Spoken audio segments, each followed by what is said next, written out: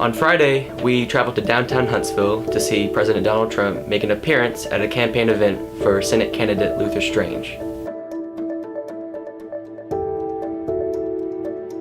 It was billed as a strange Trump rally, and that it was.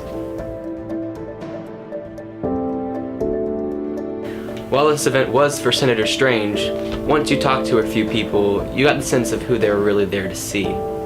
Trump.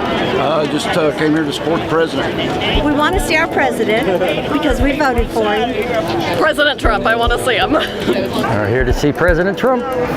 Donald Trump. Because he is going to make America great again. Obviously, an incumbent president is going to attract quite a few spectators, but perhaps what was more unusual about the crowd was its general preference for Big Luther's opponent, Roy Moore. I'm probably going to vote for Roy Moore because I think Roy Moore is a good Christian man. And another reason we're here is to see why he wants Luther Strange in instead of Roy Moore. Because we're Roy Moore fans. I do not support Luther Strange, and I've encountered many other people in this event who also do not support him. I think most of us are just here to see President Trump, to be honest. We came to say that we felt like that he had been given some bad information. I haven't made up my mind. My respect for the president is 100%, but I'm also my own person, so that I'll make up my own mind on. I feel like President Trump promised us to drain the swamp, and in my opinion and a lot of other people in Alabama, that if he is supporting Luther Strange, that's not draining the swamp. Now this is very strange, peculiar, because throughout his presidential campaign, Trump aligned himself with more anti-establishment ideals, which is largely the reason he's in the White House. Let Michael Hart, a Birmingham radio host who has moderated a debate between the candidates, explain the situation. I was down in Mobile at Latin People Stadium, back when Trump was still a candidate, and it was very much grassroots. Now all of a sudden, the debate is whether or not the anti-Trump candidate, in this case possibly Roy Moore, may very well be more the grassroots type of a candidate. So it's kind of up in the air. The whole dichotomy is kind of shifted. So the question is why? Why does Trump insist on supporting a candidate that is so disliked by his own base? The answer lies in his own agenda. Here's Jack Posobiec, a self-described political operative and frequent contributor to far-right news sites such as InfoWars and the Gateway Pundit. I think he's trying to do that to curry more favor with the Senate. There's a lot of big votes coming up. Obviously, the Obamacare repeal and replace went down today, specifically because John McCain decided not to fund it, decided not to, support it. And so the president needs more political capital with the Senate. I believe that's why he's supporting Strange. Trump made this trip with a goal in mind to use his influence to try to sway voters into keeping Strange in office. And in a very tight race, that strategy may work.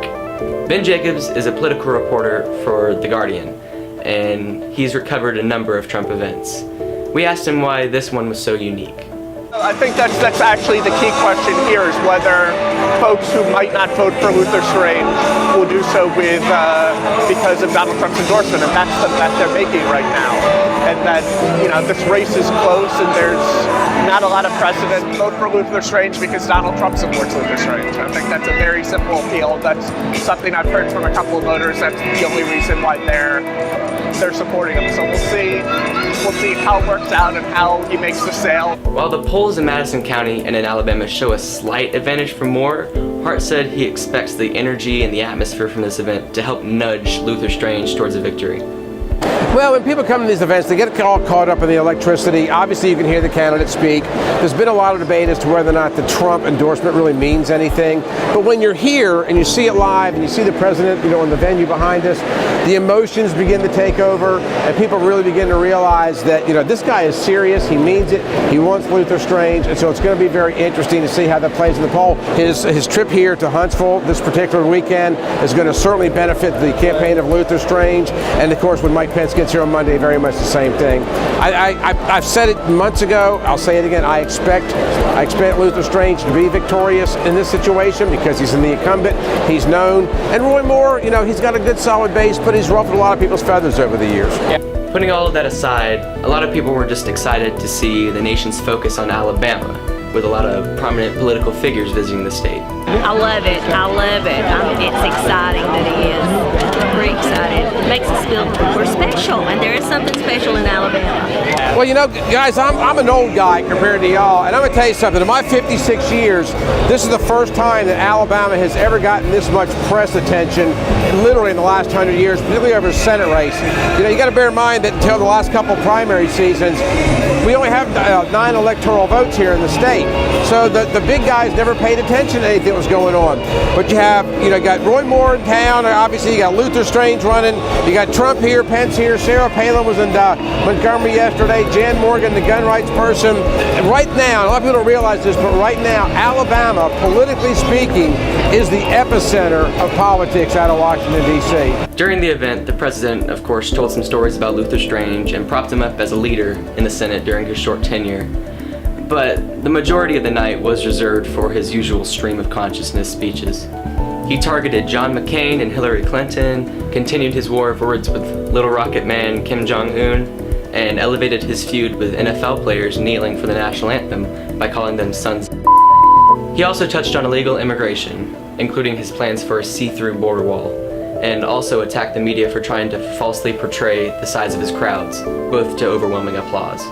One thing he repeatedly did was reference things near and dear to Alabama, at one point saying this. But we're going to be like the football teams, we're going to win all the time. Overall, it was a pretty run-of-the-mill speech by Trump, which means it drew massive criticism from the left and massive praise from the right. After the event, former state congressman Perry Hooper was optimistic about the Trump effect on Strange's chances. You have Donald J. Hercules Trump come to any state and endorse a candidate. It's stronger than new rope. This was a great crowd. Everybody was energized. I don't think anybody sat down. Everybody stood up the entire time. I think people are going to go away after this exciting night and talk to their families about it and pray about it. And I do, in my heart, feel like people are going to vote for Luther Strange. And this event, along with Vice President Pence, is going to put Senator Strange over the top and win this election. Outside the venue throughout the night, there was a pretty sizable protest in Big Spring Park. Following the event, fans of Trump poured out the VBC and began crossing the street to face the protesters. There were a few heated arguments and vulgar back and forths between the two groups, but the large police presence ultimately dispersed it and prevented any violence from taking place. We caught up to some of these protesters to see why they decided to join together and oppose Trump and his agenda. I want to show the whole world that not everyone in Huntsville, Alabama supports the horrors that are in the White House right now. We're here to change their minds. We're not here to hate on them. That's our main goal, is to just, wake them up and let them realize that what Donald Trump is doing right now is not good for everybody.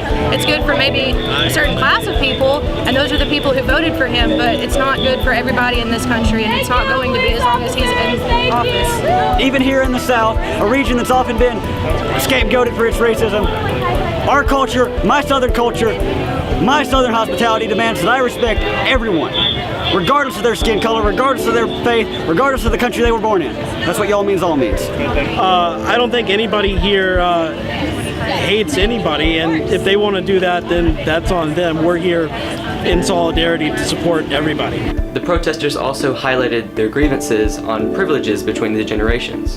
Baby boomers have a lot of advantages in this country. The current generation is the first generation that's going to be making less money than their parents' generation. I work 3 jobs, and I know when they were, kids, they tell stories about everything in my day was a quarter. That's great, but cash now is, close to $4, and I'm having to work 3 jobs.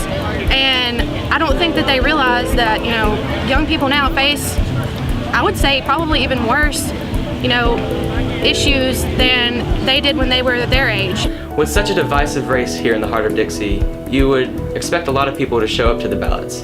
but it may be quite the opposite. My biggest concern isn't whether or not Luther Strange has the best plan or Roy Moore has the best plan, it's voter turnout. Secretary of State said it could be 12-15%. That's a big concern in the state of Alabama. It's really exciting to me, not to sound like I'm pandering to you, but to see younger people that are at these kind of events, because too many people have completely disengaged themselves from the political process. If only 12 or 15%, that's 300,000 people in the state of Alabama, and that's going to put somebody in office that might be there for 12, 18, maybe 24 years. So that's it. Trump's visit to Huntsville drew national headlines and sparked a huge debate within the sports community. But did he succeed in garnering enough support for Luther Strange? We'll just have to wait until Tuesday. Thanks for watching.